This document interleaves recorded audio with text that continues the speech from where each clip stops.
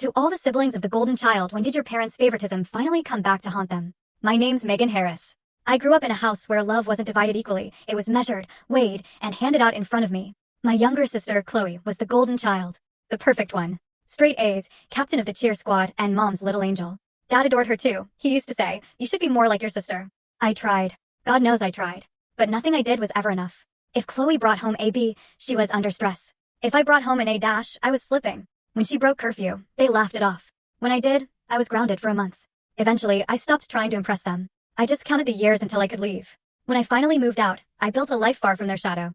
I worked 2 jobs, put myself through college, and learned what self-respect felt like. Meanwhile, Chloe stayed home, always chasing that praise. She got used to being rescued emotionally, financially, even socially. My parents gave her everything. Then, years later, the call came. Dad had retired, mom's health wasn't great, and money was tight. Chloe had quit another job and moved back in. "Meg," Dad said, his voice cracking, "we could use your help." I hesitated. After years of being overlooked, now I was supposed to save them? I drove down one weekend out of guilt. The house looked the same, only emptier. Chloe was still being coddled, still trying to find herself at 30. Mom was bitter, Dad exhausted. They talked like victims of their own choices. When I tried suggesting boundaries for Chloe, Mom snapped, "Don't talk about your sister like that." I laughed, not cruelly, just tired. "You spent your whole life protecting her from consequences. Now look where that got you." For the first time, they didn't have a comeback. Just silence. It wasn't revenge, it was reality catching up.